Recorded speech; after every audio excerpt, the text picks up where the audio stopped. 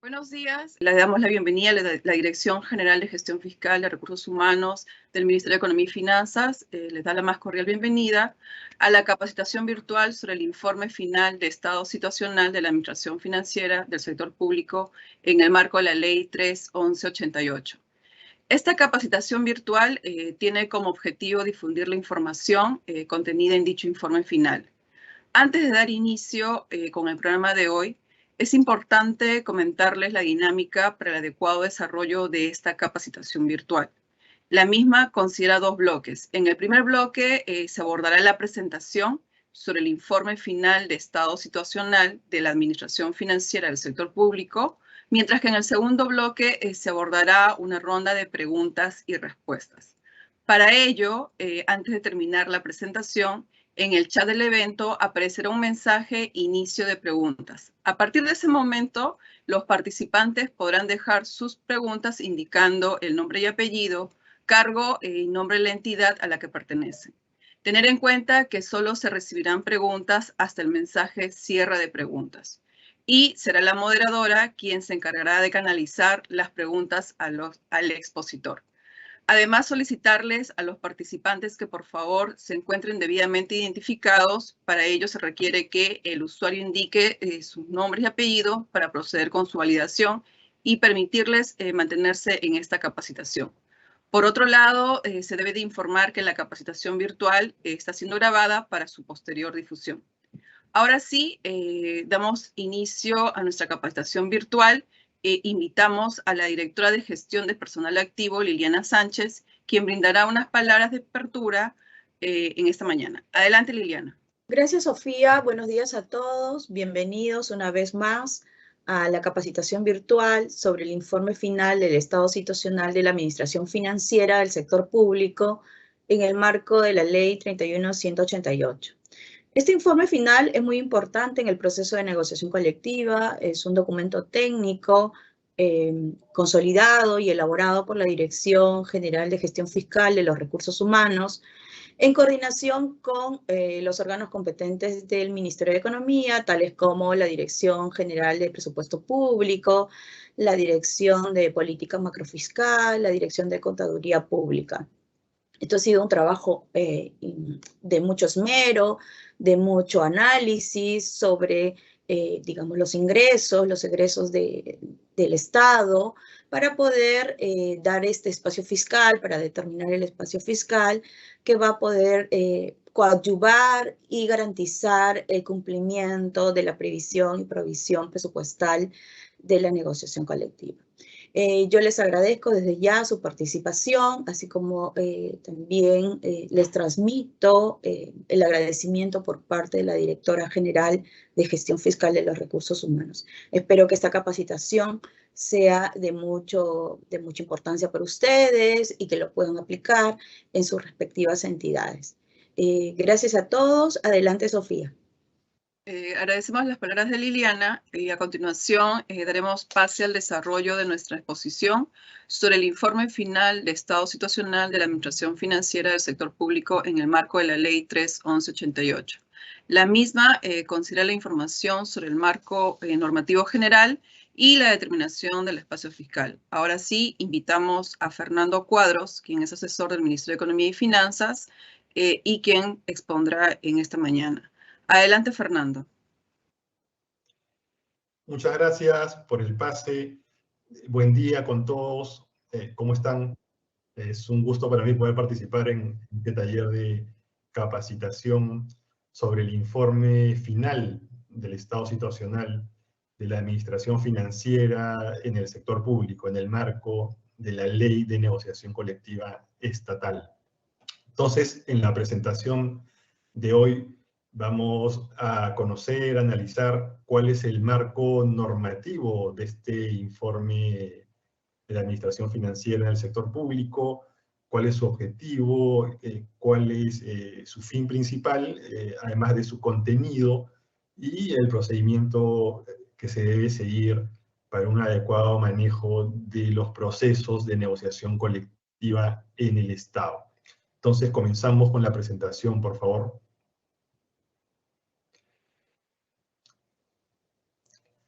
En principio, es importante tener claro cuál es el marco normativo, como les decía, de este informe económico financiero.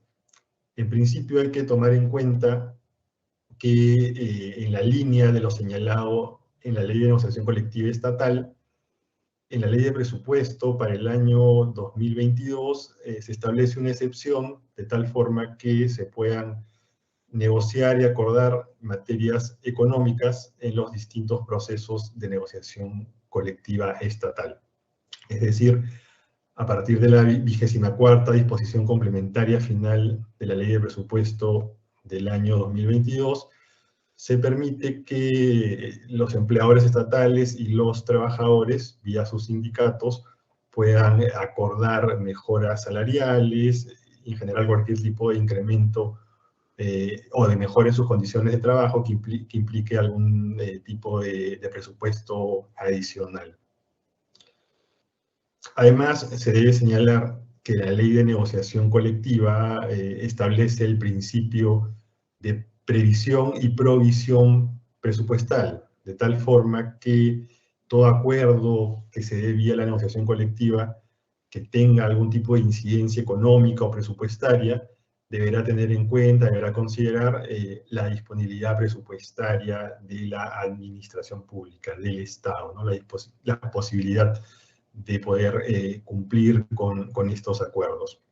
Además, la Ley de Negociación Colectiva establece que la parte empleadora debe garantizar que se cuente con los recursos necesarios para financiar los acuerdos a los que se arribe en los distintos procesos de negociación colectiva estatal.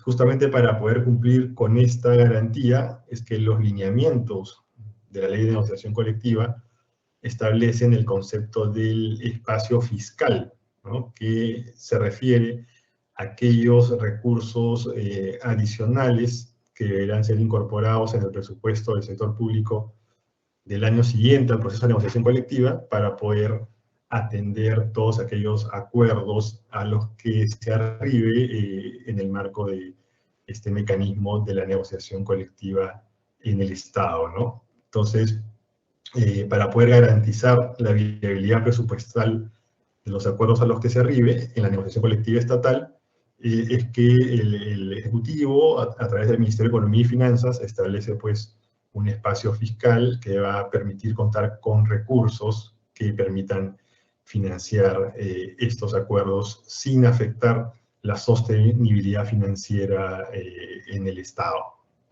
Entonces, este es el marco normativo que regula este informe económico financiero a cargo del Ministerio de Economía y Finanzas. Entonces, debemos tener claro lo siguiente, ¿no? Que la Ley de Negociación Colectiva habilita para negociar y acordar incrementos salariales y mejores condiciones de trabajo con algún tipo de incidencia económica, y que en esa línea, en la Ley de Presupuesto de este año, se permite pues que se puedan negociar y acordar aspectos laborales que tengan algún tipo de incidencia presupuestaria, ¿no?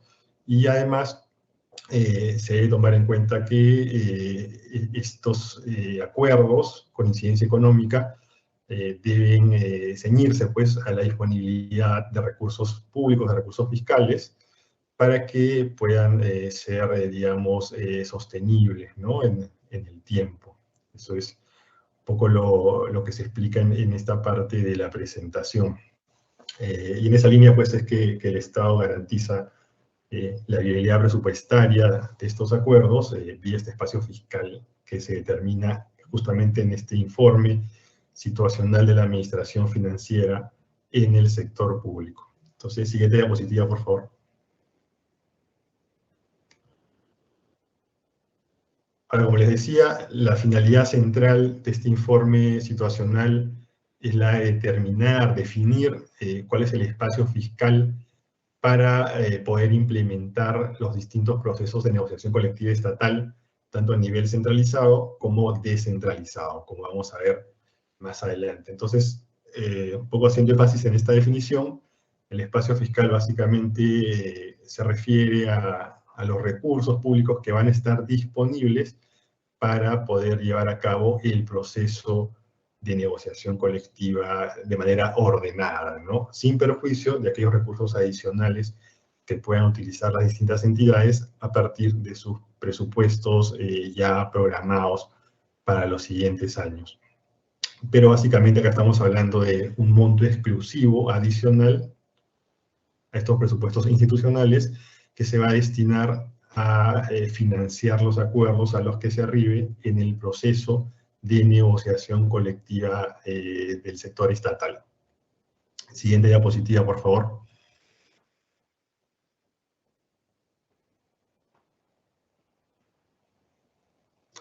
Ahora, y entrando un poco al contenido del informe económico-financiero del Ministerio de Economía y Finanzas, hay que señalar que básicamente contiene 6 ejes, ¿no?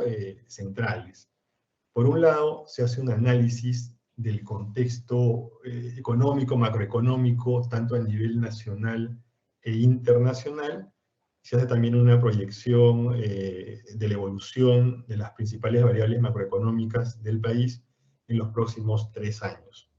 Acá básicamente lo que se hace es analizar cuál ha sido el desempeño de la economía nacional a través del PBI, de la producción de bienes y servicios en el país, de tal forma de tener claro cuál es el contexto económico y cuál es la previsión que se tiene respecto, por ejemplo, a la recaudación fiscal en los próximos años, ¿no? Entonces acá lo que básicamente se analiza es cuál es la situación económica del país y cómo se prevé que esta evolucionará en los siguientes 3 años, ¿no? Luego, en un segundo eje, un segundo componente de este informe, se analiza la situación fiscal del sector estatal, del sector público, y se hace pues tanto una descripción como un análisis del desempeño de las principales variables fiscales, ¿no? Como es el caso del déficit fiscal, el nivel de endeudamiento público respecto al PBI, entre otros, ¿no? Y bueno, se hace también una proyección para un periodo de 3 años para tener claridad respecto a cómo va a evolucionar la situación fiscal en el sector estatal, ¿no? Y, digamos, si vamos a estar altamente endeudados respecto al PBI, si vamos a tener un déficit importante o no, en lo que respecta al ámbito fiscal, ¿no? Y bueno, un tercer eje tiene que ver también con el análisis de la situación financiera del sector público, ¿no? Lo que se refiere a la comparación, pues, de ingresos y obligaciones que debe cumplir el Estado.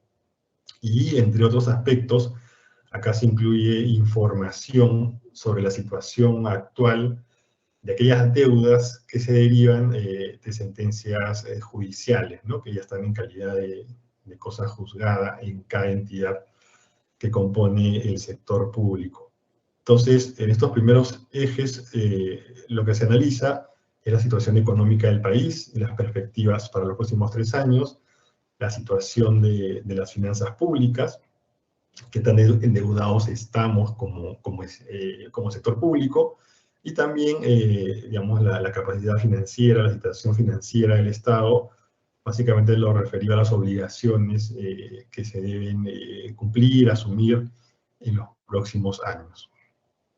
Un cuarto eje de este informe situacional tiene que ver con el costeo de las condiciones de trabajo o empleo que tienen algún tipo de incidencia económica y que están contenidas en los distintos proyectos de convenios colectivos presentados por las diversas organizaciones sindicales, ¿no? Que básicamente lo que se hace es calcular el costo que implicaría aplicar los proyectos de convenio colectivo tal cual han sido propuestos por los sindicatos.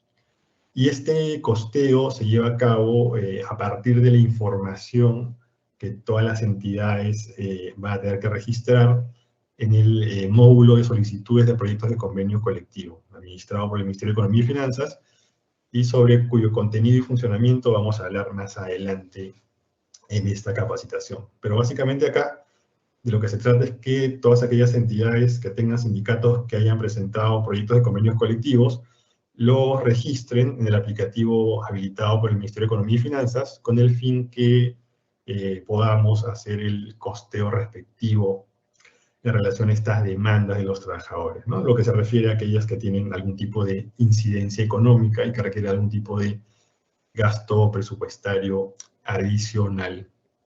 Un quinto componente, un quinto eje de este informe tiene que ver ya básicamente con la definición del espacio fiscal, ¿no? En el sentido de determinar qué cantidad de recursos pueden ser asignados para el financiamiento de aquellos acuerdos a los cuales se arribe en el proceso de negociación colectiva estatal. Aquellos acuerdos que tengan algún tipo de incidencia económica, evidentemente, ¿no? Entonces acá se determina con cuántos recursos se dispone en el Estado para poder financiar los acuerdos arribados en estos procesos de negociación colectiva sin generar algún tipo de desorden en el manejo de las finanzas públicas, ¿no? Es un monto que se va a calcular a partir de variables objetivas que permitan viabilizar el derecho laboral fundamental a la negociación colectiva, pero dentro de un orden presupuestal y de acuerdo a la capacidad fiscal con que cuenta el país en este momento, ¿no? O en el respectivo periodo en el cual se establezca este espacio fiscal. Y un sexto componente de este informe económico-financiero tiene que ver ya propiamente con el análisis de la gestión fiscal de los recursos humanos en cada una de las entidades públicas implicadas, donde ya se asigna a nivel de cada entidad y a nivel de la negociación colectiva centralizada el espacio fiscal que podrá ser utilizado por cada pliego presupuestario en el proceso de negociación colectiva, ¿no? A fin de implementar los acuerdos a los cuales se arriben. Ahora, repito, este espacio fiscal es un adicional que se destina exclusivamente para financiar la negociación colectiva estatal, lo cual no quita que las distintas entidades públicas también puedan disponer de sus propios recursos ya presupuestados, ya programados, para que sean parte también de este proceso de negociación colectiva, para que puedan financiar algunos acuerdos a los que se arriben a través de este mecanismo laboral.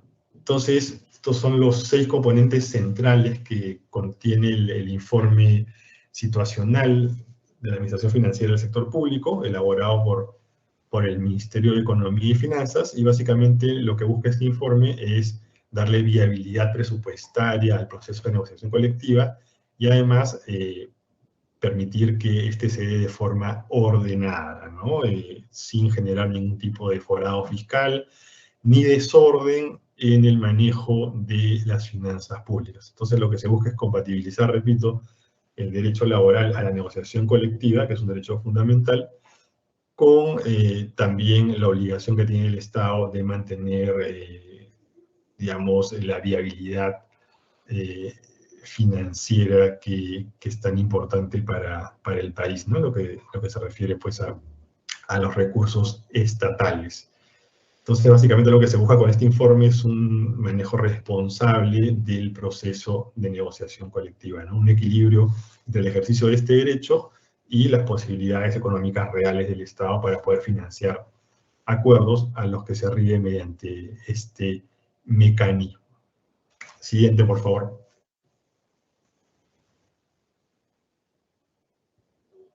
Acá les mostramos ya un poco el procedimiento de aprobación de este informe económico-financiero y cuál es, digamos, su objetivo y cómo se engarza con el procedimiento de negociación colectiva. A ver, en principio, el Ministerio de Economía y Finanzas es quien elabora esta propuesta de informe del estado situacional de la Administración Financiera del Sector Público y la envía, la presenta ante el Consejo de Ministros, de tal forma que acá se puedan plantear recomendaciones, aportes, sugerencias, en lo que se refiere, pues, sobre todo a la determinación del espacio fiscal que va a ser destinado a financiar los acuerdos a los que se arribe en la negociación colectiva, ¿no? Entonces, el responsable de elaborar este informe es el MEF, también es el responsable de aprobarlo, pero los lineamientos han generado un espacio para que el Consejo de Ministros también pueda hacer aportes, recomendaciones, o algún tipo de ajuste a este informe económico, repito, sobre todo en lo que se refiere a la definición del espacio fiscal, a la determinación del espacio fiscal. Una vez recibidos estos comentarios, estas sugerencias, e incorporadas, de ser el caso, el MEF emite ya formalmente el informe final, ¿no? En lo que respecta al aspecto económico-financiero del sector público, ¿no? Este informe final se publica, ¿no? En la página web del Ministerio de Economía y Finanzas. De hecho, actualmente ya está publicado en lo que se refiere al proceso de negociación colectiva del año 2022, y es de público conocimiento y está a disposición de los principales usuarios y en general de cualquier persona, ¿no? Con la idea de dar transparencia a este proceso de negociación colectiva en lo que se refiere, pues, a la disposición de recursos públicos.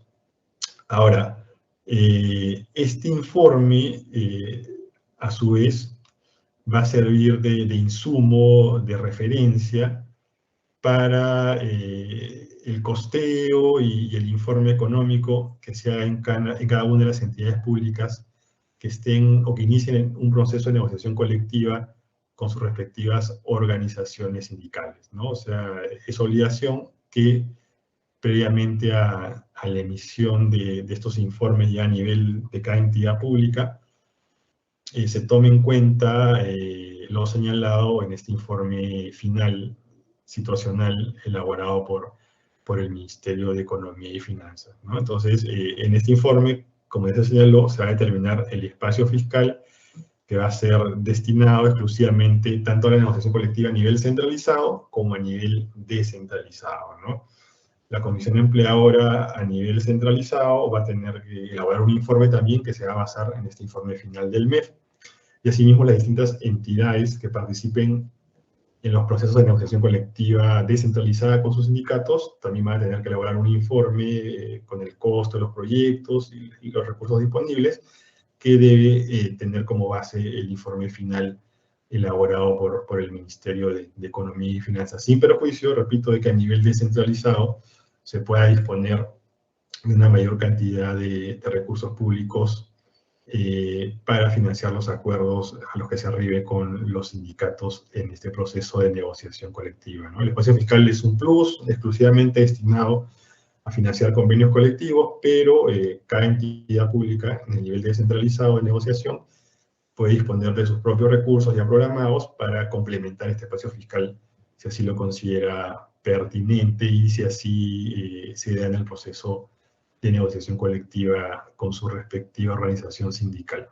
Entonces, este es el proceso de elaboración y aprobación del informe final del MEF, y también se muestra cómo se vincula con los informes económicos que deben realizarse, a su vez, en cada uno de los niveles de negociación colectiva, según la entidad que corresponda. Siguiente diapositiva, por favor.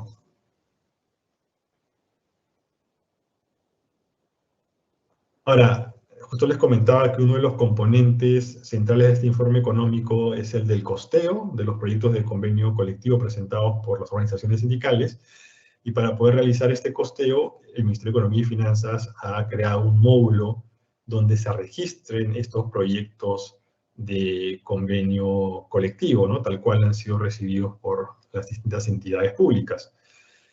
La finalidad central de este módulo, efectivamente, es obtener el costo de las condiciones de trabajo, empleo, que tengan algún tipo de incidencia económica y que estén contenidas, pues, en los distintos proyectos de convenio colectivo presentados por las organizaciones sindicales. ¿Quién es el responsable de registrar este proyecto de convenio colectivo? El jefe de la correspondiente oficina de recursos humanos, o el que haga sus veces, del pliego presupuestario correspondiente, ¿no? Ya sea el gobierno nacional, regional o local, ¿no? Estas personas son las responsables de llevar a cabo obligatoriamente este registro en el módulo de proyectos de convenio colectivo del MEF, ¿no? Con la finalidad de tener claro cuál es el costo costo y la demanda de los trabajadores, y definir también el espacio fiscal que puede ser asignado para cubrir esas demandas. Respecto a los plazos, el jefe de recursos humanos, o quien haga sus veces, tiene hasta un día hábil para presentar este proyecto de convenio colectivo después de recibirlo, ¿no?, por parte de las organizaciones sindicales. Entonces, una vez que se recibe el convenio, el proyecto de convenio colectivo, el jefe de recursos humanos tiene hasta un día hábil para poder registrar este proyecto en el aplicativo, en el módulo creado por el Ministerio de Economía y Finanzas, para poder definir el costo de este pliego de reclamos, ¿no?, presentado por las organizaciones sindicales. Ahora, todos los proyectos de convenio colectivo que sean presentados por las organizaciones sindicales deberán ser registrados en el módulo de solicitudes creado por el Ministerio de Economía y Finanzas, ¿no? Evidentemente, previa verificación del cumplimiento de los requisitos que están establecidos tanto en la Ley de Negociación Colectiva como en sus lineamientos. Entonces, siguiente diapositiva, por favor.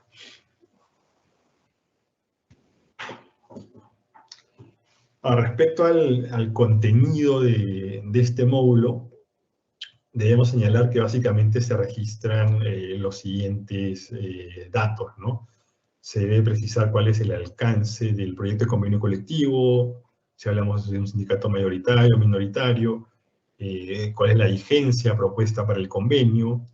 Además, se deberá señalar cuál es el nivel de negociación correspondiente a ese proyecto de convenio colectivo, si es una negociación centralizada, descentralizada sectorial, descentralizada territorial o descentralizada por entidad pública, ¿no?, según lo establecido en la Ley de Negociación Colectiva. Además, se deberá precisar el tipo de organización sindical, ¿no?, de acuerdo a su grado o nivel.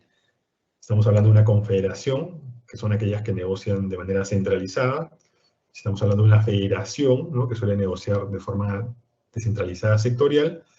O si estamos hablando de un sindicato, ¿no?, que negocia a nivel descentralizado por entidad pública, ¿no?, con su respectiva entidad empleadora. Son algunos de los aspectos centrales que deben registrarse en este módulo de solicitudes. Ahora, hay que precisar que si la entidad cuenta con más de una solicitud de proyecto de convenio colectivo, deberá registrarla en el respectivo módulo, ¿no? O sea, si se reciben 3 proyectos de convenio colectivo, cada entidad deberá registrar esos 3 proyectos de convenio colectivo en el módulo del MEF, ¿no? Claro, siempre que estos proyectos correspondan a distintas organizaciones sindicales, ¿no? O sea, cada organización sindical puede presentar como máximo un proyecto de convenio colectivo, no puede presentar 2 ni 3, ¿no? Pero si hay más de un sindicato en la entidad, evidentemente cada uno presentará su respectivo proyecto de convenio colectivo y estos deberán ser registrados por el jefe de recursos humanos en el aplicativo, en el módulo creado por el Ministerio de Economía y Finanzas para proceder con el costeo de estos pliegos o proyectos. Siguiente, por favor.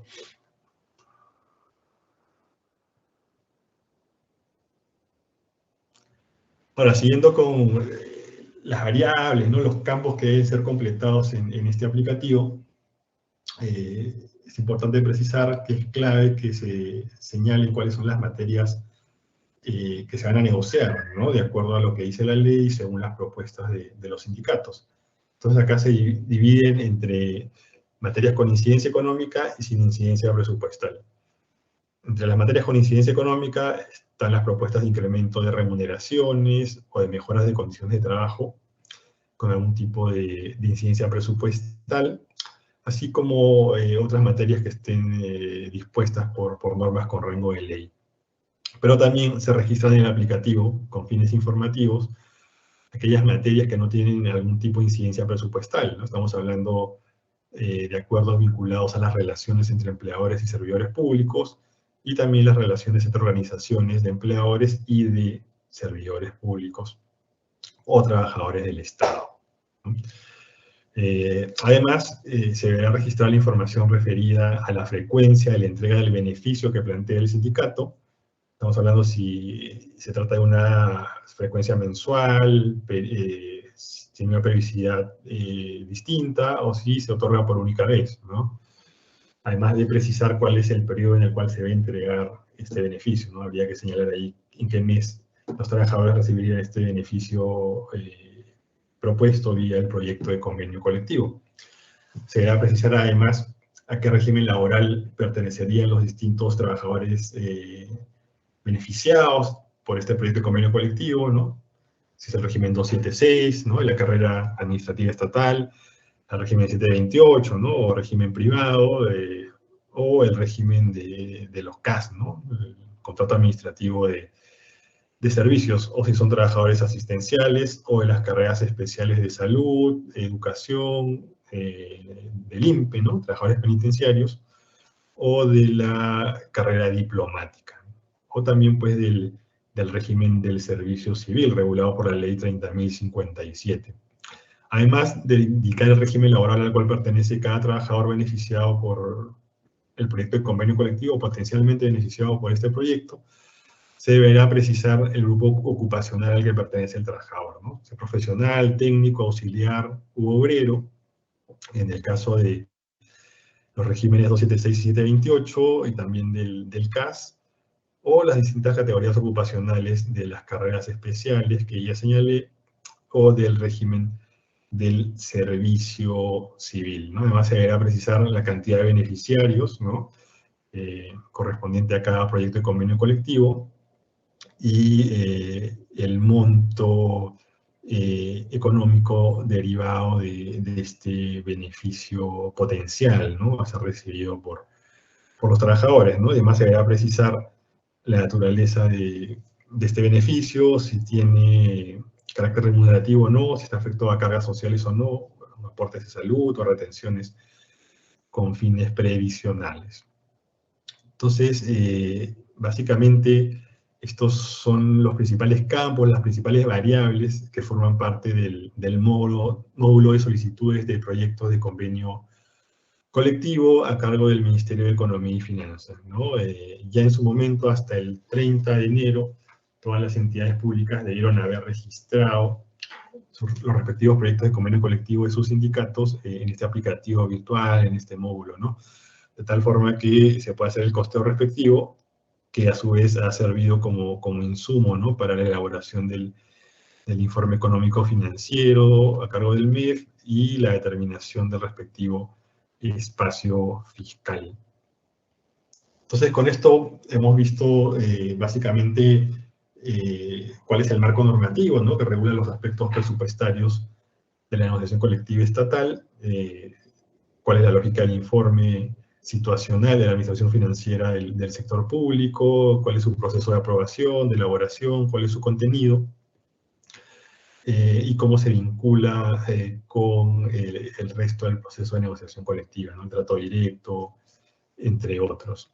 Ahora vamos a entrar un poquito más a fondo al contenido del informe económico financiero a cargo del Ministerio de Economía y Finanzas, ¿no?, como insumo central en el aspecto presupuestario para el proceso de negociación colectiva estatal. Entonces, siguiente, por favor.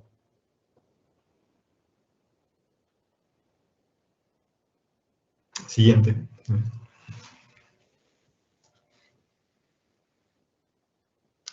Listo. Entonces, un poco resumiendo los aspectos normativos, ¿no?, en general de la negociación colectiva estatal, sabemos pues que la ley 31188, ¿no?, Ley de Negociación Colectiva en el Sector Público, fue publicada en mayo del 2021 y regula el ejercicio del derecho laboral fundamental a la negociación colectiva de las organizaciones sindicales de trabajadores estatales, ¿no? Entonces ya se cuenta con un marco normativo que establece las pautas, la guía para un correcto ejercicio de este derecho laboral colectivo.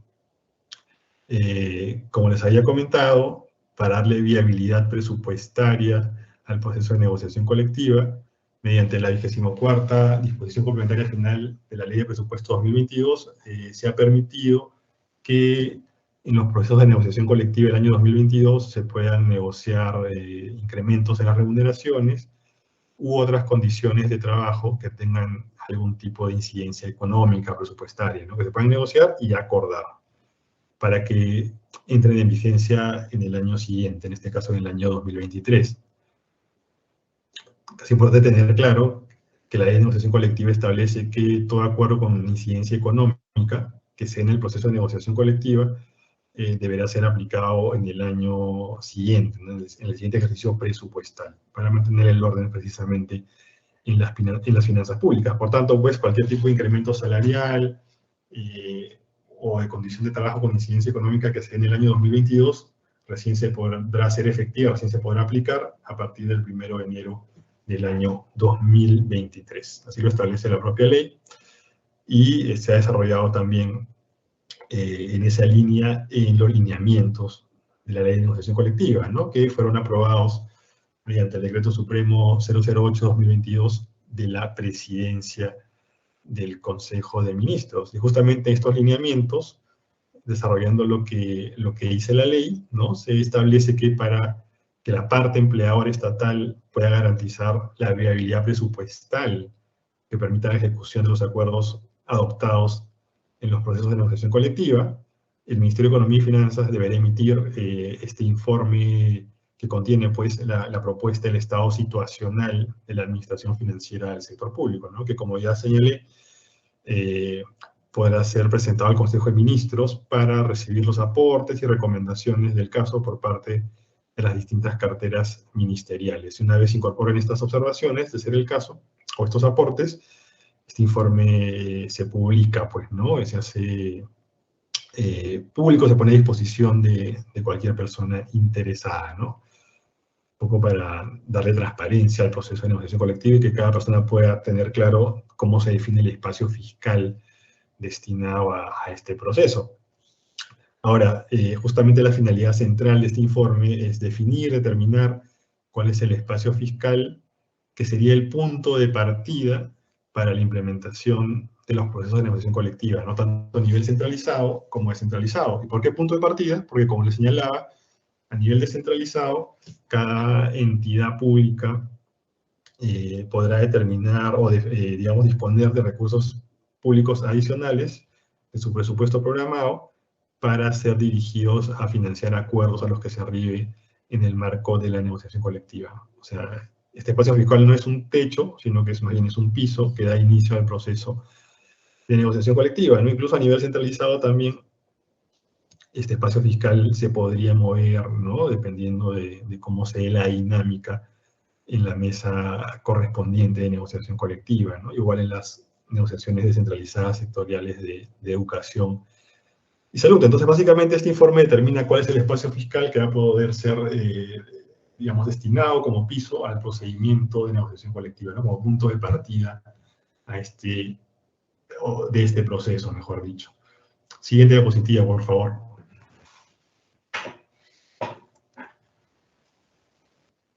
Ahora, como les comentaba, uno de los componentes centrales de este informe económico tiene que ver con la situación macroeconómica del país, así como la situación fiscal. En lo que respecta al aspecto macroeconómico, si bien es cierto, en el año 2020 tuvimos una importante caída del PBI, en alrededor del 11%, ya hacia el segundo semestre del año 2021 se empezó a ver una recuperación importante en la producción interna de bienes y servicios, lo cual llevó a que el PBI crezca en algo más del 13% en el año 2021 y ya nos ubiquemos en un nivel de producción ligeramente por encima del que teníamos en el año 2019, antes de que se inicie la pandemia generada por el COVID-19, ¿no? Entonces, desde ese punto de vista, estamos en una situación ya de recuperación importante de la economía y básicamente estamos ya en niveles pre-pandemia, ¿no? Como resultado, pues, de las políticas fiscales y monetarias contracíclicas, ¿no? Que se aplicaron en el año 2020 y 2021 para, digamos, mitigar los efectos negativos generados por la pandemia del COVID-19. En lo que respecta a la situación fiscal, vemos que se prevé que el déficit fiscal, ¿no? Resultado económico del Estado se vaya reduciendo en los próximos años en relación al PBI, ¿no? Por ejemplo, para el año 2022 se prevé un déficit fiscal del 3,7%, ¿no? Es decir, los gastos superarían a los ingresos en relación al PBI, ¿no? Pero para el año 2023 se prevé un déficit fiscal del 2,7% del PBI, y se tiene previsto que para los siguientes años se reduzca este déficit fiscal hasta llegar a representar el 1% del PBI. Entonces hay un, digamos, contexto de reducción del déficit fiscal gracias a la recuperación económica y a la mayor recaudación tributaria que se observó sobre todo a partir del segundo semestre del año 2021. Asimismo, la deuda pública como porcentaje del PBI se prevé que se ubique en el 36,5% en el año 2022 y que sigue una trayectoria decreciente en los próximos años, ¿no? Hasta llegar al 22,4% en el año 2030, ¿no? Y ya acercarse a los valores que se tenía antes del inicio de la pandemia del COVID-19. Y de hecho, se prevé que la deuda pública como porcentaje del PBI en el caso peruano sea una de las más bajas, si no la más baja de la región latinoamericana, ¿no? Por ejemplo, acá se ve en la línea color rojo que esta deuda pública peruana respecto al PBI va a seguir una trayectoria decreciente, ¿no? Alcanzando el 34,9% en el año 2026, en un nivel por debajo del ratio correspondiente a Chile, a México, Colombia, e incluso al promedio de la región latinoamericana, ¿no? Entonces, por el lado de las finanzas públicas se ve también una perspectiva favorable, ¿no? Por lo menos de acuerdo a los indicadores actuales. Siguiente diapositiva, por favor.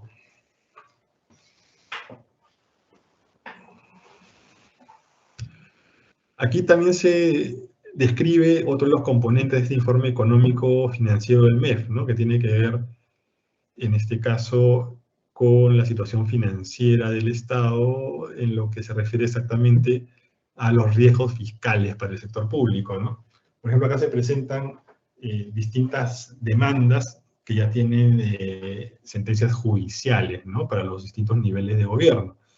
Entonces, por ejemplo, se observa que para el cierre del año 2020, el monto generado por demandas judiciales con sentencia en el sector público registró, o mejor dicho, ascendió a poco más de 16.000 millones, mejor dicho, 16.433 millones de soles, ¿no?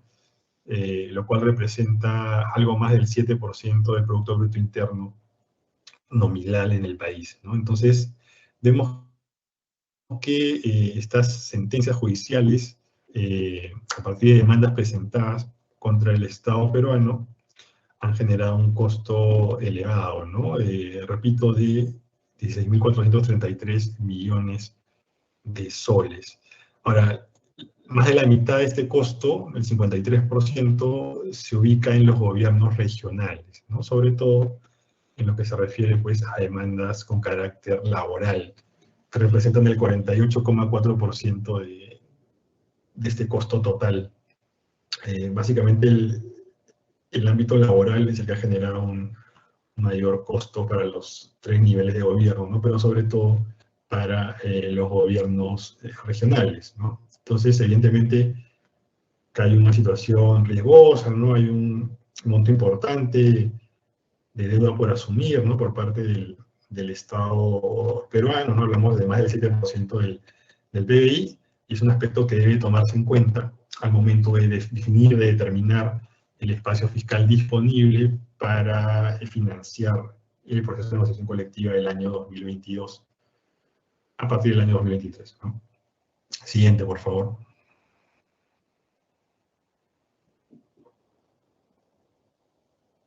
Ahora, acá lo que les mostramos son 4 lineamientos, ¿no? Criterios generales que se han seguido para estimar el espacio fiscal que va a poder ser destinado a la negociación colectiva, ¿no? En este caso a partir del año 2023, ¿no? Cuando ya se empezarían a ejecutar los acuerdos arribados vía convenios colectivos, ¿no? Entonces, se han realizado proyecciones de ingresos y gastos que toman en cuenta los siguientes criterios. Bueno, por un lado, se hace una estimación, ¿no?, de los ingresos para el año 2023, que tome en cuenta también un cálculo estimado del endeudamiento público para ese año, y además tome en cuenta la información registrada, ¿no?, por los pliegos en la respectiva fase de programación multianual presupuestaria, ¿no? Entonces se ve que haya consistencia entre estos distintos criterios. Además, se toma en cuenta que en el año 2023 van a, digamos, continuar financiándose algunas intervenciones que se iniciaron en la ley de presupuesto del año 2022, ¿no? Entonces hay que darle continuidad presupuestal a estas intervenciones en los próximos años, ¿no?, en este caso en el 2023. Ahora, la estimación de los ingresos de las entidades públicas, ¿no?, por la fuente de recursos directamente recaudados y donaciones y transferencias para el año 2023 también es tomada en cuenta, ¿no? Y finalmente se estima, ¿no?, el monto de las operaciones de endeudamiento externo e interno que se concerten o que ya se hayan concertado, así como el correspondiente pago del servicio de la deuda pública, ¿no?, derivado de ellas. Entonces, estos son los 4 criterios que se han tomado en cuenta para poder estimar, proyectar los ingresos y gastos que van a su vez, permitir tener claro cuál es el espacio fiscal disponible para destinar a los procesos de negociación colectiva. Siguiente diapositiva, por favor.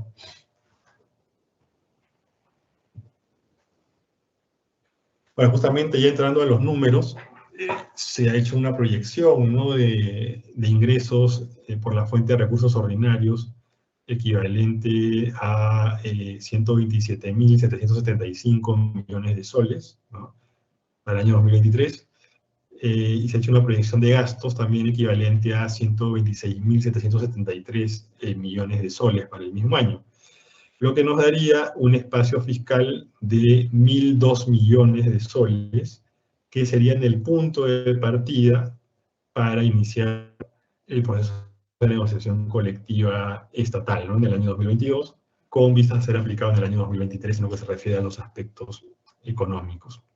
Entonces, este espacio fiscal es el piso, es el punto de partida, repito, para la negociación colectiva en los distintos niveles, como el centralizado, el descentralizado sectorial y el descentralizado por entidad, ¿no? Repito, sin perjuicio de este espacio fiscal, las distintas entidades públicas pueden disponer de sus respectivos presupuestos también para financiar parte de los acuerdos a los que se arribe en los procesos de negociación colectiva, ¿no? Eso ya dependerá de la dinámica que se dé en la mesa de negociación, y la disposición de recursos que tengan las entidades y de la prioridad que le quieran dar a sus distintos gastos o inversiones, de ser el caso, ¿no? Pero este es el espacio fiscal de partida que figura en el informe situacional de la Administración Financiera elaborado por el MEF, ¿no?, y que tiene el sustento respectivo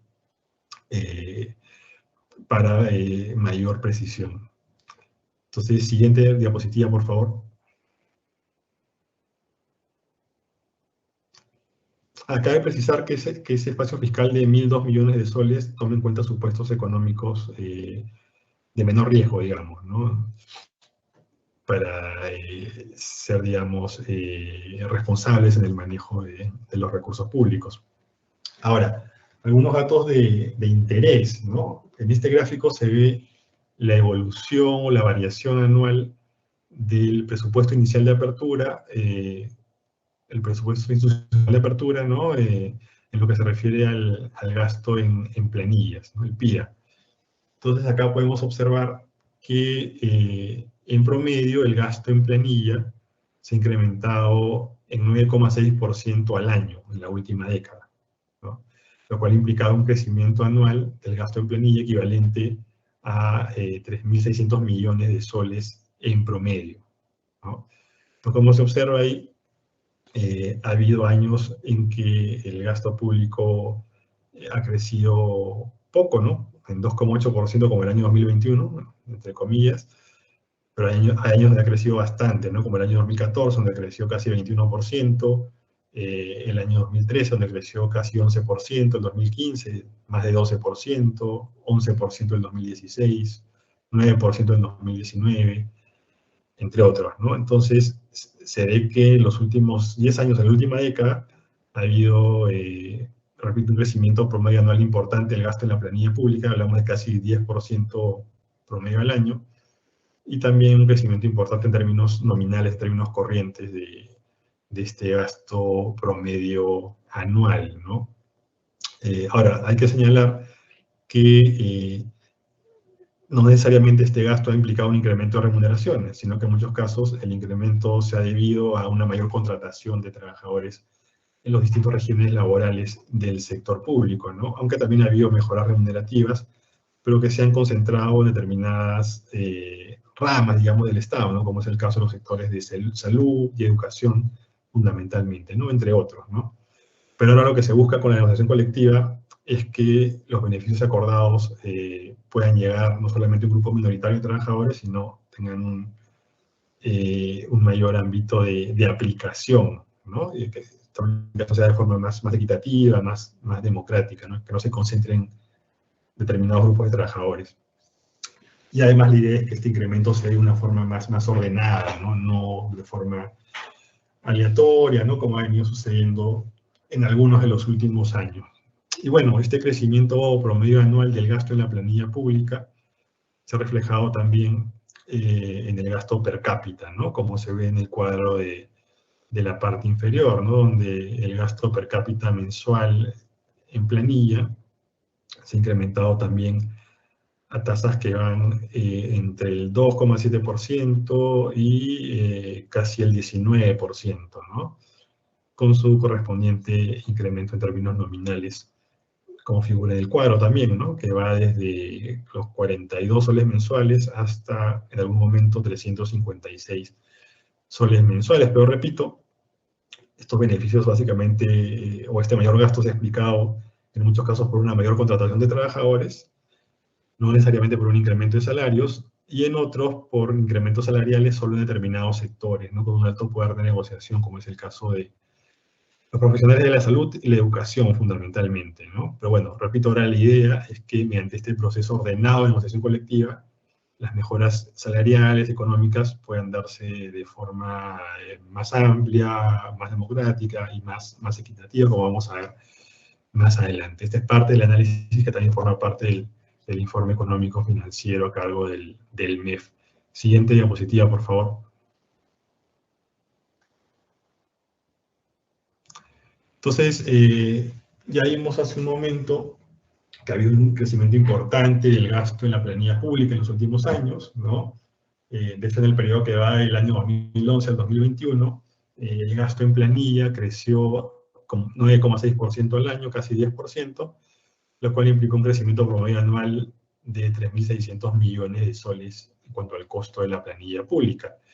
Para el año 2023 se prevé un crecimiento del 6%, estamos hablando de un incremento de la planilla pública en 3.771 millones de soles. Entonces, si bien en términos porcentuales el crecimiento va a ser menor que el promedio de los últimos 10 años, en términos nominales, en términos corrientes, el incremento va a ser ligeramente mayor. Siguiente diapositiva, por favor.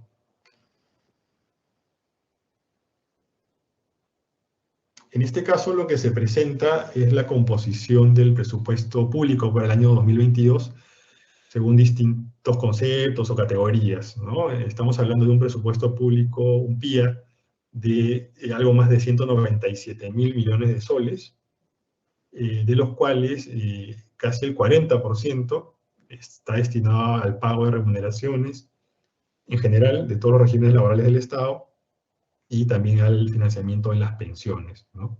Entonces, 39%, casi 40% del presupuesto público ya se destina actualmente a financiar estos conceptos de la planilla pública y previsional, ¿no? Luego hay un 22% que se destina a las inversiones, ¿no? Gasto en capital, un 15% a la adquisición de bienes y servicios, un 12% para el pago, el servicio y la deuda pública, y un 7% para otros gastos corrientes, ¿no? Como subsidios, donaciones, pagos de impuestos y sentencias judiciales. Y bueno, finalmente un 2% está destinado a otros gastos de capital, ¿no? Como aquellos vinculados a proyectos de inversión. Y bueno, finalmente hay un 3% del presupuesto público que por norma se destina a financiar la reserva de contingencia, ¿no? En su componente corriente, que sirve justamente para afrontar situaciones de crisis como la vivida por la pandemia del COVID-19.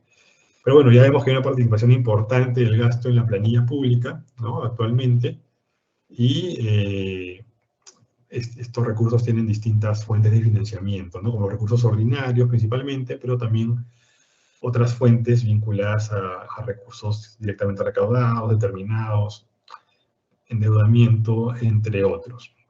Esta es la estructura del presupuesto público que es importante que todos manejemos y tengamos una idea de cuánto se gasta ya en planilla pública en la actualidad.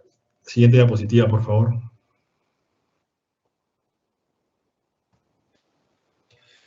Ahora, como les decía, ya se tiene previsto un incremento en el costo de la planilla pública para el año 2023 equivalente a 3.771 millones de soles. Y dentro de ese monto tenemos los 1.002 millones de soles que van a financiar, por lo menos en principio, la negociación colectiva en sus distintos niveles, pero también tenemos 2.769 millones de soles ya comprometidos en el año 2022 y que van a tener que gastarse también en el año 2023, ¿no? Y estos 2.769 millones de soles van a financiar también distintos aspectos laborales, ¿no? Ya establecidos en la ley de presupuesto. Estamos hablando de incrementos para docentes, incrementos también para profesionales de la salud, incrementos remunerativos, quiero decir, incremento de la escala base del CAFAE, los trabajadores bajo régimen 276, entre otros, ¿no? Entonces hay una serie de compromisos ya adoptados por el Estado peruano vía la ley de presupuesto en materia laboral que deberán ser honrados en el año 2022, pero también debería hacerles continuidad en el año 2023. Por lo cual se prevé que de estos 3.771 millones de soles en los cuales se incrementaría la planilla pública en el año 2023, 2.769, repito, millones financiarían estos incrementos que acabo de mencionar, ¿no? Distintos grupos ocupacionales del sector público, además de los 1.002 millones de soles que van a permitir financiar la negociación colectiva a nivel estatal. Siguiente diapositiva, por favor.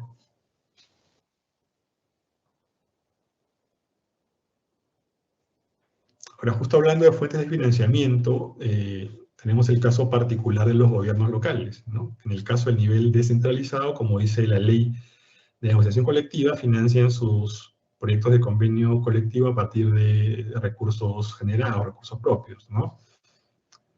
Y en el nivel centralizado, vamos a ver que hay una lógica parcialmente distinta.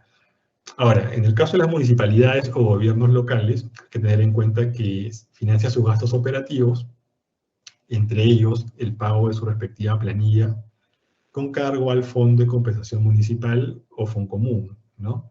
Estamos hablando ahí de 7.241 millones de soles que permiten financiar este tipo de gastos, ¿no? De los 36.000 millones de soles que constituyen el presupuesto público de las municipalidades, casi 16.000 millones se financian con recursos determinados, ¿no? Como el Foncomún, canon y sobrecanon, e impuestos municipales. 3.159 millones se financian con recursos directamente recaudados y solo 865 millones de soles se financian con recursos ordinarios, ¿no? Es un componente minoritario. Además de 2,6 millones financiados por donaciones y transferencias y 2,1 millones por operaciones de crédito, ¿no?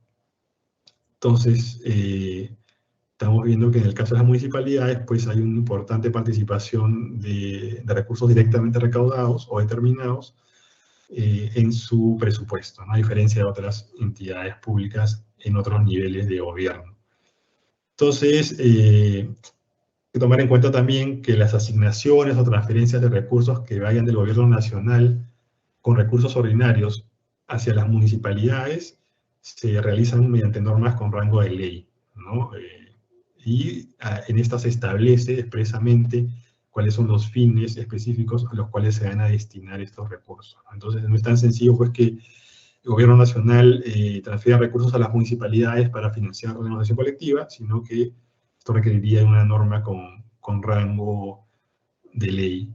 Ahora, como les comentaba, en el caso de la negociación colectiva descentralizada en los gobiernos locales, lo que se acuerde que tenga incidencia económica va a ser financiado con sus propios recursos.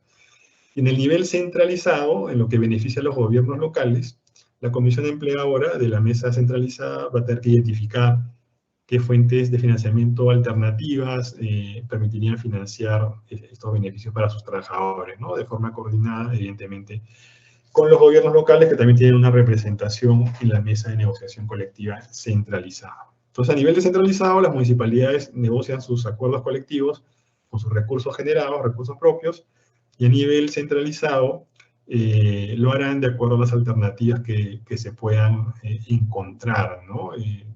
También básicamente con sus recursos propios, pero también podrían recibir algún tipo de complemento del nivel de gobierno nacional, de ser el caso, ¿no? Eso ya se verá en el proceso de negociación colectiva centralizado, que dicho sea de paso, ya viene llevándose a cabo en la actualidad, ¿no? Estamos en la etapa de trato directo, para conocimiento de los interesados en el tema.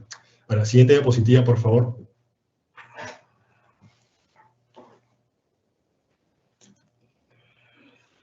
Ahora, en cuanto a los lineamientos generales de la negociación colectiva, ¿no? Que se vinculan al espacio fiscal, ¿no? Al tema económico-financiero, bueno, primero hay que señalar que la ley de negociación colectiva tiene como fin, como objetivo, regular, pero también ordenar el ejercicio del derecho a la negociación colectiva estatal, ¿no? En el marco de lo señalado en el artículo 28 de la Constitución Política del Perú y los convenios números 98 y 151 de la Organización Internacional del Trabajo, que han sido ratificados por el Estado peruano, ¿no? Entonces, lo que se busca es que se pueda desarrollar adecuadamente este derecho laboral fundamental a la negociación colectiva, pero garantizando a la vez la sostenibilidad de lo acordado y también respetar la responsabilidad fiscal, ¿no? En el manejo de las finanzas públicas. Ahora, tenemos varios niveles de negociación colectiva, ¿no? En lo que se refiere al nivel centralizado, este tiene efectos en todos los trabajadores de los regímenes del régimen 276, perdón, en los regímenes 276, 728, CAS y Ley de Servicio Civil, además de las carreras especiales de los trabajadores del INPE, ¿no? El servicio penitenciario, y de la carrera diplomática, ¿no? Entonces, todo este grupo de trabajadores bajo estos regímenes laborales se va a ver beneficiado con lo que se acuerde en el nivel centralizado de negociación colectiva, ¿no? Y vale precisar que estos beneficios acordados a nivel centralizado se aplican de manera transversal y son de alcance a todos los servidores públicos de los regímenes que acabo de mencionar, estén sindicalizados o no, porque así lo establece la ley de negociación colectiva, ¿no? Asimismo, se tiene el nivel de negociación colectiva descentralizada sectorial, que incluye únicamente a los servidores de las carreras especiales de educación y salud, ¿no? Y van a tener su mesa sectorial de negociación colectiva descentralizada, que se aplicará de manera general a los trabajadores bajo estas carreras especiales, ¿no? Profesionales de la salud y de la educación. Luego tenemos el nivel de negociación colectiva descentralizada por entidad, donde lo que se acuerde se aplicará únicamente a los trabajadores de las respectivas entidades públicas donde se lleven a cabo procesos de negociación colectiva, ¿no? Y hay que recordar que lo que se apruebe a nivel centralizado no puede repetirse a nivel descentralizado, ¿no? Sino que son niveles que se complementan. En lo que se refiere al espacio fiscal, ¿no? Que ya hemos podido analizar, este piso, ¿no? Este punto de partida para la negociación colectiva, estamos hablando de recursos adicionales, ¿no? Que se van a incorporar en el presupuesto para financiar los acuerdos a los que se arribe vía negociación colectiva, tanto para el gobierno nacional como para los gobiernos regionales, ¿no? En el caso de las municipalidades, de los gobiernos locales, En el nivel descentralizado, como ya les dije, ellos van a tener que financiar con recursos propios lo que acuerden, que son las respectivas negociaciones colectivas. En el nivel centralizado, la comisión empleadora va a tener que identificar de forma coordinada con las municipalidades qué fuentes de financiamiento alternativas podrían permitir cumplir con los acuerdos a los que se arribe en el nivel centralizado, repito, ¿no? Entonces es un poco la estructura de la negociación colectiva estatal, de acuerdo al marco normativo correspondiente, no tanto la ley como los lineamientos que reglamentan en la práctica esta ley y facilitan la viabilidad a este proceso de negociación colectiva. Siguiente diapositiva, por favor.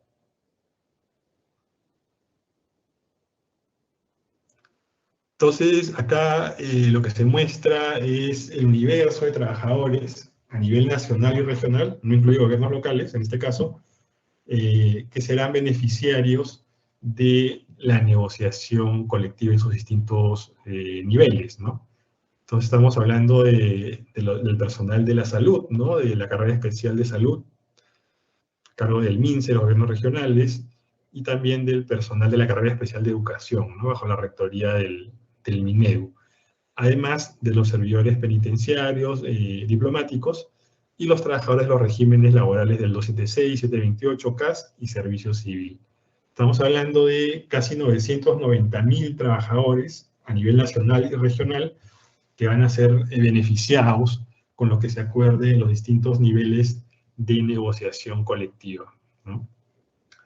En el caso del personal de la salud hablamos de casi 138.000 trabajadores, 472.000 profesionales de la educación, ¿no? Poco más de 3.800 servidores penitenciarios y 738 servidores diplomáticos, además de casi 372.000 trabajadores bajo los regímenes del 276, ¿no? La carrera administrativa estatal, el régimen privado 728, el CAS y el servicio civil, ¿no? Esta es la distribución porcentual de las plazas que van a ser beneficiadas con lo que se acuerda a nivel centralizado y descentralizado sectorial o por entidad, de ser el caso, ¿no? Esta es la distribución de las plazas y también del costo anual de su respectiva planilla. Ahora hay que precisar que hay algunos regímenes laborales, algunos servidores públicos que están excluidos de los beneficios de la negociación colectiva, ¿no? Porque así lo manda la Constitución y la ley. Estamos hablando de los funcionarios públicos, ¿no? Las cabezas de las entidades, personal de dirección, personal de confianza, además de los servidores de las carreras especiales de las Fuerzas Armadas y Policiales, jueces y fiscales, ¿no? Son servidores que están excluidos de este proceso de negociación colectiva, repito, por mandato constitucional y legal también. Pero bueno, igual hablamos de una cantidad importante a nivel nacional y regional que va a ser beneficiada por esta negociación colectiva, ¿no? Además de los trabajadores de gobiernos locales, que no han sido incluidos acá, porque como les decía, el espacio fiscal se determina solo a nivel nacional y regional, y las municipalidades financian con sus propios recursos lo que acuerden vía negociación colectiva, ¿no? Además de la coordinación que se hará a nivel centralizado. Siguiente diapositiva, por favor.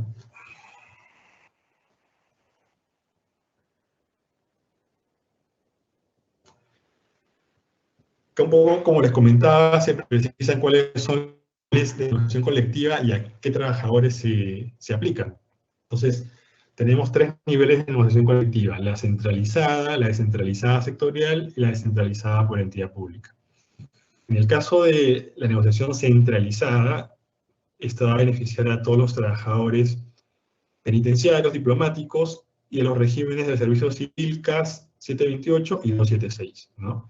Además, estos trabajadores también van a poder recibir un complemento vía su respectiva negociación descentralizada a nivel de su correspondiente entidad pública, ¿no? Entonces, este grupo de servidores se va a beneficiar tanto de la negociación colectiva centralizada de aplicación general como de la descentralizada por entidad pública, solamente a su respectivo centro de labores, ¿no? Y hay que recordar nuevamente que lo que se acuerda a nivel centralizado no puede repetir nivel descentralizado, ¿no? Son niveles complementarios, ¿no? No se pueden repetir beneficios acordados. Si se incrementó el sueldo a nivel descentralizado ya no se podrá incrementar el sueldo, pero sí probablemente se podrá dar un bono que complemente ese incremento salarial conseguido a nivel centralizado. Y luego tenemos también el particular nivel de la negociación colectiva descentralizada sectorial, ¿no? Que incluye un par de mesas de negociación donde van a participar los trabajadores o servidores públicos que son parte de las carreras especiales de salud y educación, ¿no? Profesionales de la salud y de la educación, ¿no? Carreras que están bajo la rectoría del MINSA y del MINEDU, ¿no? Y bueno, ellos se van a beneficiar solamente de lo que se acuerde en ese nivel de negociación, que es como una especie de negociación por rama, ¿no? Tomando en cuenta que son dos sectores con una importante historia y desarrollo de la sindicalización y la negociación colectiva, ¿no? Que se ha venido dando de manera importante en los últimos años. Ahora, en lo que se refiere a la distribución del espacio fiscal de partida de estos 1.002 millones de soles, se utilizan distintos criterios, ¿no? Entre los distintos niveles de negociación. Por ejemplo, para distribuir el espacio fiscal entre el nivel de negociación colectiva centralizada y descentralizada, se toma en cuenta la incidencia, el peso de sus respectivos costos anuales de planilla, ¿no? Como vamos a ver más adelante en detalle. Y para determinar la parte del espacio fiscal que se destinará a la negociación colectiva descentralizada por entidad pública, se toma en cuenta un indicador de brecha de ingresos, de tal forma que aquellas entidades públicas que registren una mayor desigualdad salarial, una mayor brecha de ingresos, recibirán un mayor espacio fiscal por trabajador para ser destinado a la negociación colectiva a nivel descentralizado por entidad pública, ¿no? Siguiente diapositiva, por favor.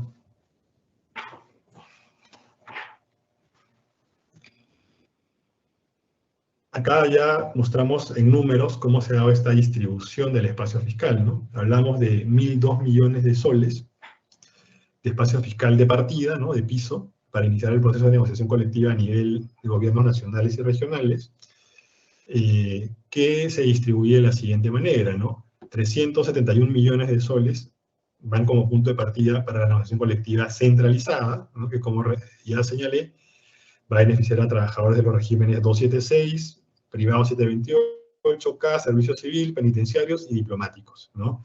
Estamos hablando del 37% del espacio fiscal, tomando en cuenta que el costo de la planilla de este grupo de trabajadores representa también el 37% del costo total, ¿no? De la planilla pública. Además, hay 631 millones de soles que se van a destinar a la negociación colectiva descentralizada en general, ¿no? Estamos hablando del 63% del espacio fiscal. Y de estos 631 millones de soles, casi 570 millones van a financiar la negociación colectiva descentralizada sectorial, ¿no? Que incluye a los trabajadores de las carreras especiales de salud y educación bajo la rectoría del MINSA y del MINEDU, ¿no? Esto representa el 57% del espacio fiscal y va de la mano con lo que representa el costo de la planilla de este grupo de trabajadores, ¿no? También 57% del total. Y finalmente se están destinando también como punto de partida 61 millones de soles para la negociación colectiva descentralizada por entidad, ¿no? En cada entidad pública, que complementa la negociación colectiva centralizada en el caso de estos 6 grupos de trabajadores ya señalados, ¿no? Estos 61 millones de soles representan el 6,1% del espacio fiscal total y se han calculado tomando en cuenta el peso, la incidencia de la brecha total de ingresos, ¿no? Encontrada en las entidades públicas que registraron sus respectivos proyectos de convenio colectivo en el módulo del MEF, sobre el que ya hablamos en la parte inicial de la capacitación, ¿no?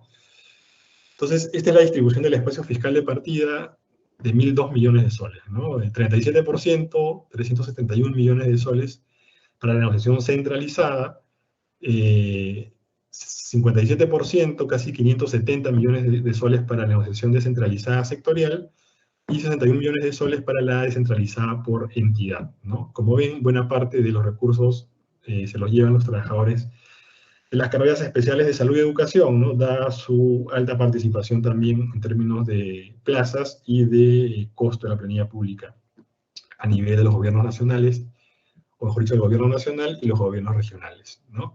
Entonces, esta es la distribución del espacio fiscal que se basa en criterios de incidencia del costo de la planilla pública en el nivel centralizado y descentralizado sectorial, y toma en cuenta la brecha total de ingresos encontrada en las distintas entidades públicas que son parte del nivel de negociación colectiva descentralizada, ¿no?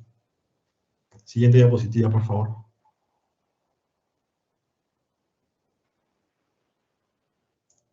Ya para ir concluyendo, vimos que en el caso de la negociación colectiva descentralizada sectorial para salud y educación, se van a disponer como punto de partida de 570 millones de soles, los cuales a su vez se van a distribuir internamente, ¿no?, entre las carreras especiales de educación y salud. De estos 570 millones de soles, 395 millones van a ir para financiar la negociación colectiva sectorial de los trabajadores del sector de educación, y 675 millones de soles van a financiar la negociación colectiva sectorial, descentralizada sectorial, de los trabajadores bajo la carrera especial de salud, bajo rectoría a su vez del MINSA, ¿no?, el Ministerio de Salud. Y estos montos se han distribuido tomando en cuenta la incidencia de sus respectivas planillas públicas, ¿no? Por ejemplo, el costo de la planilla pública de la carrera especial de educación representa el 69% del total de la planilla pública de estos dos sectores, mientras que la planilla pública del MINSA, de la carrera especial de salud, las carreras especiales de salud, representa el 31%, ¿no?, del costo de la planilla pública total de estos dos grupos de carreras especiales. Entonces se da una distribución interna bajo esos parámetros. Y bueno, ahí como ejemplo se pone una distribución incluso a mayor detalle, ¿no?, pero es solamente referencial, ¿no? La única distribución que se señala en el espacio fiscal es entre Minedu y MINSA para financiar sus respectivas negociaciones colectivas descentralizadas sectoriales para sus carreras especiales de salud y educación. Siguiente diapositiva, por favor.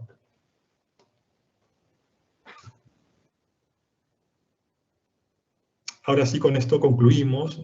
Acá se ve cuál ha sido la distribución del espacio fiscal, ¿no?, de partida para la negociación colectiva descentralizada por entidad, ¿no? En este caso, se han dado mayores recursos fiscales por plaza a aquellas entidades que registran una mayor brecha de ingresos en sus plazas, ¿no? Es decir, en aquellas entidades donde se ha detectado un mayor nivel de desigualdad salarial, de inequidad en la distribución de los salarios, se les ha priorizado y se les ha asignado un mayor espacio fiscal por plaza para que sea destinado al proceso de negociación colectiva descentralizada. En este caso se asigna un espacio fiscal solamente a aquellas entidades del nivel de gobierno nacional y regional que llegaron a presentar el proyecto de convenio colectivo de sus sindicatos en el módulo correspondiente del MEF, ¿no?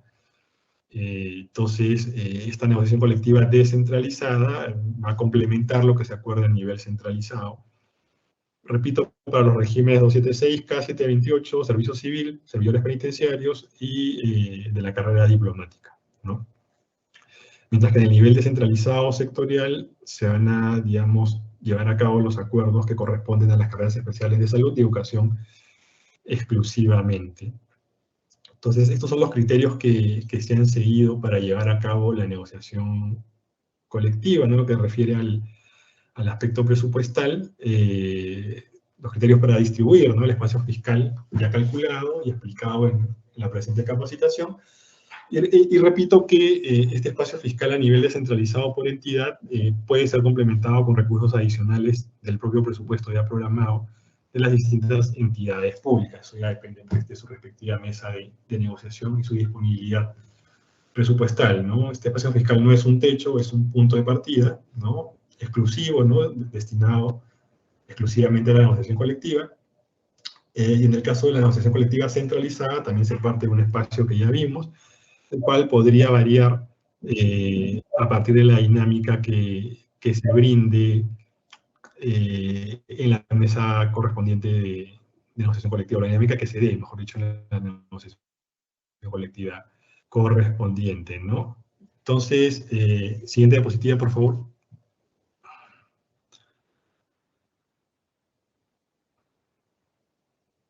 Bueno, con esto daríamos por concluida esta parte del taller de capacitación. Les agradezco su atención. Y bueno, quedamos a disposición para atender las consultas, las preguntas que podrían surgir, ¿no? Muchas gracias y doy el pase a la mesa de conducción.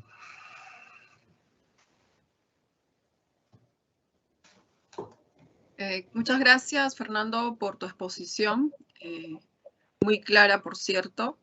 Y a continuación vamos a dar pase a nuestro bloque de preguntas y respuestas. En esta sección nos va a acompañar Liliana Sánchez, quien es la directora de Gestión de Personal Activo, asimismo Richard Rojas y Yajaira Navarro, quienes son especialistas de la misma dirección de línea. También nos acompañarán Ismael Mendoza, quien es director de Programación de Gestión Fiscal de Recursos Humanos, y el señor Miguel Quintanilla, quien es especialista de la Dirección de Programación también. Y finalmente Fernando Cuadros, asesor del Ministerio de Economía y Finanzas. En este bloque, nuestro panel de profesionales dará respuestas a las preguntas que nuestros participantes han planteado en el chat. Y iniciamos con la primera pregunta que nos han planteado. Un momento, por favor. Y esta pregunta va para Yajaira Navarro. La primera pregunta, para ingresar el convenio colectivo al aplicativo, ¿debe ser aprobado previamente? Yajaira. Buenos días con todos. En el módulo solo se registran las peticiones contenidas en el proyecto de convenio colectivo y no los acuerdos.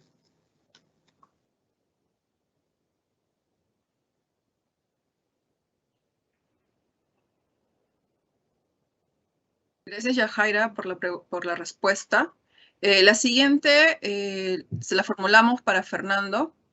El incremento de remuneración por negociación colectiva en base a la Ley 3.1188 ¿se puede aplicar desde enero de 2022? Gracias por la pregunta. Sí, en realidad hay que precisar que todo lo que se acuerde en el proceso de negociación colectiva 2022 y que tenga incidencia económica, recién se podrá aplicar en el siguiente año, en el año 2023, ¿no?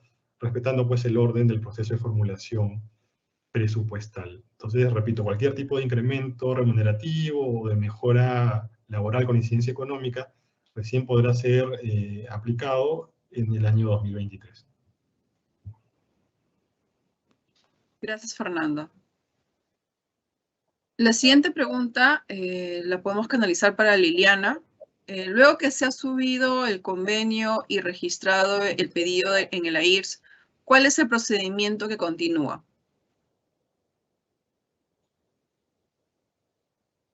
Liliana. O en su defecto, Yajaira, por favor, gracias. Sí, Sofía, gracias. Luego de registrar la información en el módulo, la entidad y la organización sindical deberán continuar con el procedimiento de la negociación colectiva, observando los plazos y las pautas establecidas en la Ley 31.188 y los lineamientos respectivamente. Jaira, la siguiente pregunta también es para ti. ¿Todas las instituciones del Estado deben llenar el módulo? La obligación de registrar el proyecto de convenio colectivo en el módulo de solicitudes del proyecto colectivo contiene su origen en el numeral 14.6 del artículo 14 de los lineamientos, los cuales, según el artículo 2 de dichos lineamientos, resultan de aplicación para las entidades del sector público, a la misma que se refiere el primer párrafo, ¿no?, del artículo 2 de la Ley 31.188. Así como para cualquiera que participe en el procedimiento de negociación colectiva en el sector público. Gracias, Yajaira. La siguiente pregunta también va para ti. El informe que recibimos anualmente los trabajadores 276, también se tiene que registrar en el módulo es el uniforme que reciben anualmente los trabajadores 276. ¿También tienen que registrarse en el módulo? Se registran en el módulo todas las peticiones, ¿no?, que están contenidas en el proyecto de convenio colectivo. Gracias, Yajaira. La siguiente pregunta se la formulamos a Fernando. Si la ley prohíbe incremento de remuneraciones, ¿cómo entonces se puede formular el pedido en ese sentido y la disponibilidad presupuestal podría ser otorgada en la fuente de financiamiento RDR o RO o se va a recibir transferencias adicionales? Gracias por la pregunta. En realidad, la ley de negociación colectiva justamente permite que a partir del año 2022 se puedan negociar mejoras salariales y en condiciones de trabajo con algún tipo de incidencia económica, ¿no? Y en esa línea, la ley de presupuesto del año 2022 también ha permitido que durante este periodo se negocien y se acuerden mejoras salariales o de condiciones de trabajo con incidencia económica, este mecanismo de negociación colectiva, y lo que se acuerde deberá ser aplicado en el año 2023. En lo que se refiere al espacio fiscal, este es financiado con recursos ordinarios, pero las distintas entidades también pueden utilizar sus propios recursos para complementar lo que se acuerde y se financie con el espacio fiscal brindado por el Ministerio de Economía y Finanzas.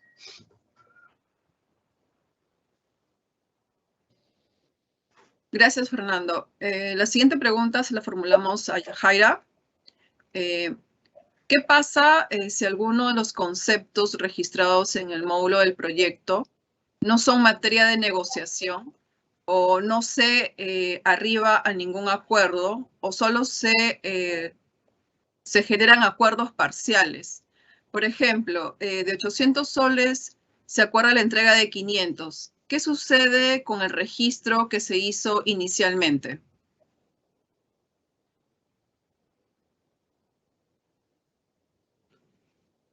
Liliana, perdón, Yajaira. Ay, disculpa, tenía el micro apagado. Bueno, lo voy a repetir. El registro es un acto declarativo a cargo de la Oficina de Recursos Humanos de la entidad, que contiene, pues, ¿no?, todas las materias del proyecto de convenio colectivo. No tiene ningún efecto vinculante para el desarrollo de la negociación colectiva, ¿no?, y los acuerdos, ¿no?, a los que se puede arribar. Es un tema netamente declarativo y de registro. Yajaira. La siguiente pregunta se la formulamos a Fernando también.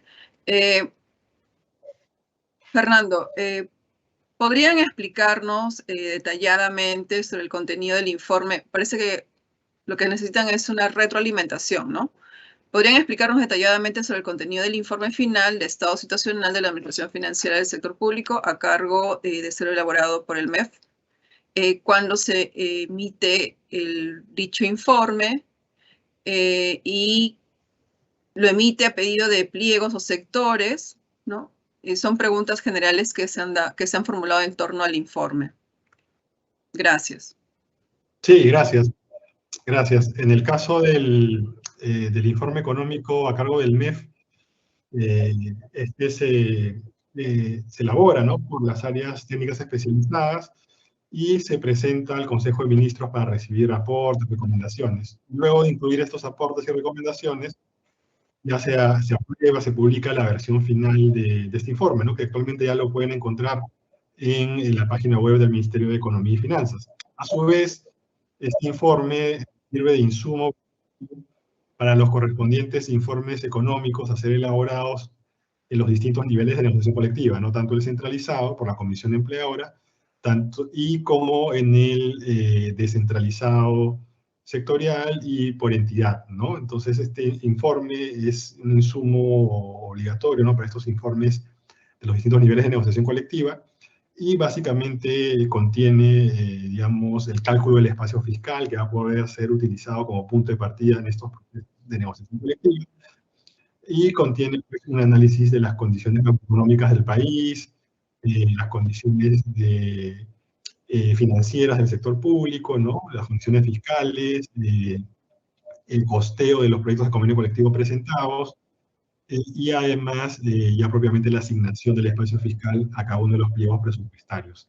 Entonces, básicamente ese es el contenido y el proceso de aprobación de este informe económico financiero, que es de obligatoria observancia, ¿no? Como insumo para los distintos informes que se desarrollan en las distintas mesas de negociación colectiva. Gracias. Gracias, Fernando. La siguiente pregunta también se la formulamos para ti. Indica, ¿el informe final del MEF de Estado Situacional de Administración Financiera también se aplica a los gobiernos locales? Sí, el informe es de aplicación general para los 3 niveles de gobierno, ¿no? Hay que recordar que si bien no se ha dado un espacio fiscal adicional a nivel local, sí se está hablando, o sea, se hace referencia a tener en cuenta ciertos criterios, ¿no? A nivel centralizado, a ver con qué fuentes se financia a nivel centralizado, en el caso de las municipalidades, ¿no? Y tomando en cuenta también que la ley establece que las municipalidades deberán financiar con sus propios recursos lo que se acuerde en el nivel descentralizado. Pero sí, en realidad este informe es de aplicación a las autoridades públicas de los 3 niveles de gobierno, nacional, regional y local. Gracias, Fernando. Gracias. La siguiente pregunta se la formulamos a Yajaira. ¿El llenado al módulo de solicitudes se realiza en base al monto negociado o al solicitado del pliego? Gracias, Sofía.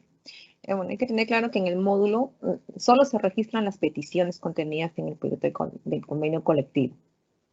Después, ¿no?, tendremos otro módulo para que se registre ya todos los acuerdos arribados, y eso ya será materia de una siguiente capacitación.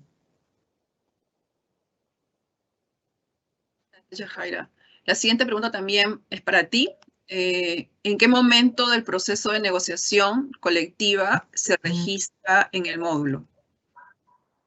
Bueno, de acuerdo al numeral 14.6 del artículo 14 de los lineamientos, el jefe de recursos humanos tiene el plazo de 1 día para registrar las peticiones contenidas en el proyecto del convenio colectivo. Ahora, dicho plazo se contabiliza después que la entidad recibe el proyecto de convenio colectivo que presenta la organización sindical. Gracias, Yajaira. Fernando, la siguiente pregunta es para ti. Para negociar en el nivel descentralizado por entidad, ¿se requiere evaluar o tener en consideración el informe donde se establece el espacio fiscal? Sí, efectivamente, para poder iniciar la negociación colectiva a nivel descentralizado, cada entidad pública debe tomar en cuenta el informe económico financiero del MEF, donde se establece el espacio fiscal que podrán utilizar para la negociación colectiva en ese nivel descentralizado. Entonces, sí, evidentemente, antes de iniciar la negociación colectiva, en materias económicas por lo menos, cada entidad pública deberá contar con este informe del MEF, ¿no?, que servirá como insumo a su vez para su respectivo informe a nivel descentralizado, en lo que se refiere al costeo del proyecto de convenio colectivo y los recursos disponibles, ¿no? Hay que recordar que además de este espacio fiscal que brinda el MEF, las entidades podrán utilizar recursos propios, ¿no?, de su presupuesto ya programado para ser destinados a la negociación colectiva de materias económicas. Gracias. La siguiente pregunta también es para Yajaira. El señor Luis Caballero, un momento por favor, indica, ¿qué pasa con las entidades que no están en el informe y tienen procesos de negociación colectiva?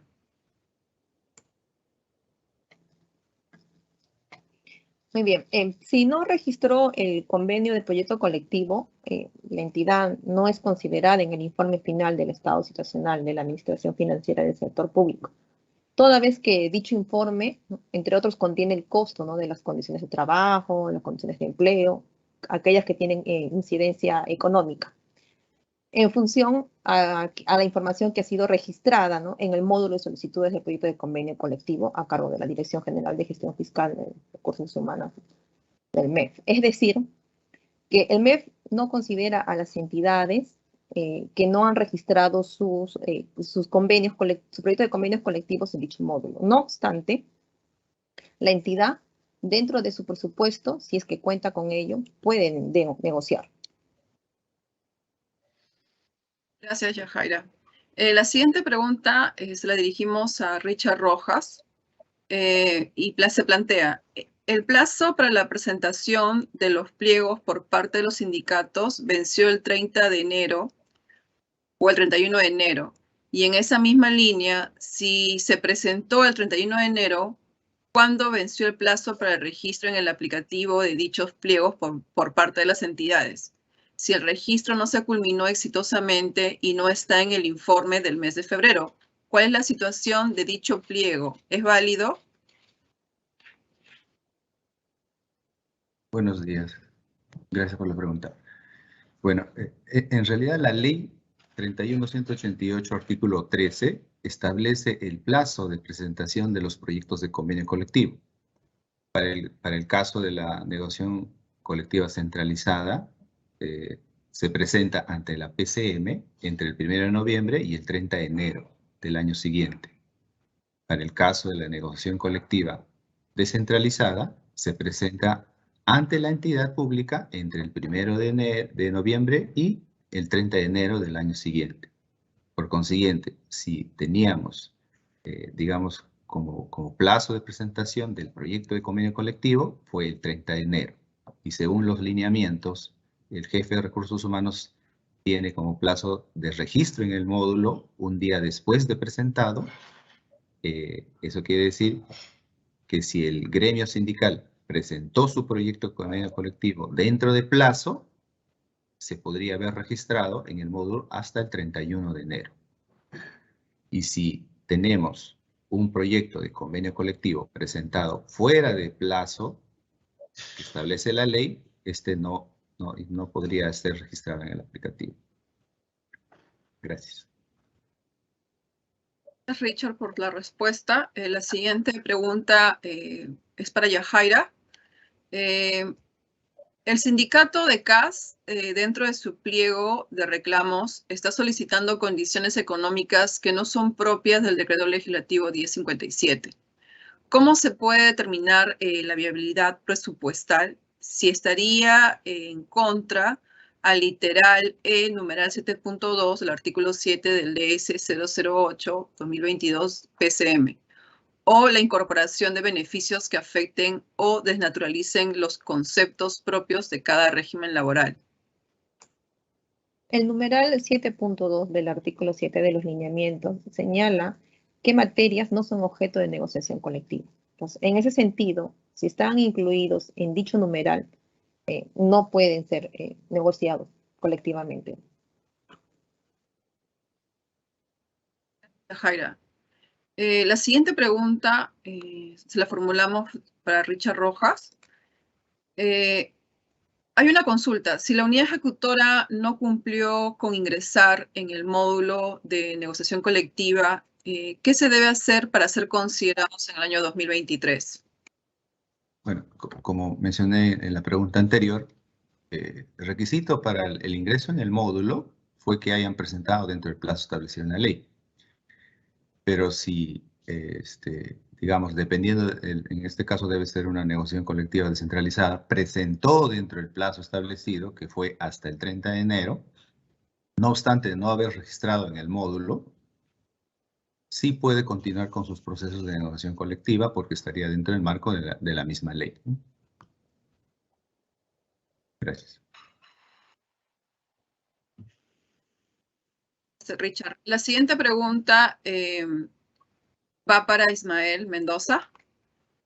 ¿Cómo se calcula el espacio fiscal? Hay varias entidades que están consultando sobre cómo se calcula el espacio fiscal. En este caso, la entidad Ministerio de Transportes y Comunicaciones también ha consultado. Ismael, ¿cómo se calcula el espacio fiscal del informe? Ok, buenos días, ¿qué tal? De acuerdo al Decreto Supremo 008-2022 de la PCM, el espacio fiscal se refiere a la asignación de recursos adicionales que se prevé incorporar en el presupuesto del sector público el año siguiente para la viabilización de la atención de los proyectos de convenios colectivos, cuya implementación implique mayores recursos al Tesoro. En dicho marco, la DGPP ha determinado los recursos que pueden ser asignados para el financiamiento de estas condiciones de trabajo de empleo, ¿no? Y para la distribución del espacio fiscal, la DGFRH ha considerado esta distribución por los 3 niveles. En ese sentido tenemos, por un lado, se considera el peso de la planilla para determinar el espacio fiscal de la negociación colectiva centralizada y descentralizada sectorial. En tanto, para determinar el peso de la negociación colectiva descentralizada por entidad pública, se utiliza el indicador de brecha total de ingresos de los pliegos presupuestarios que registraron información para dicho nivel de negociación en el módulo de proyectos de convenio colectivo. Dicho indicador busca medir cuán cercano o lejano se encuentra en el ingreso anual determinado trabajador respecto a un valor referencial máximo. Muchas gracias. Ismael, por la intervención. Y la última pregunta para Yajaira. ¿Puedo continuar con mi negociación si es que no se presentó la información en el módulo de solicitudes de proyecto de convenio colectivo? Yajaira. Sí, bueno, sí, Sofía. Sí es posible que puedan continuar con su negociación colectiva si es que no ha ingresado la información del proyecto de convenio colectivo en el módulo. Hay que tener en cuenta que la información que se registra en el módulo es para tomar en cuenta para la elaboración del informe. Gracias, Yajaira. Habiendo absuelto las consultas, agradecemos la participación de Fernando, de Liliana, de Ismael, de Richard, de Yajaira en esta capacitación por las respuestas que nos han brindado a las preguntas que se han planteado en el chat. Por otro lado, recordarles que para consultas adicionales relacionadas al tema de hoy, pueden contactarnos a través de los especialistas del CONECTAMEF asignados a su entidad. El link ya está compartido en el chat y ustedes pueden encontrar la información en el portal del Ministerio de Economía y Finanzas.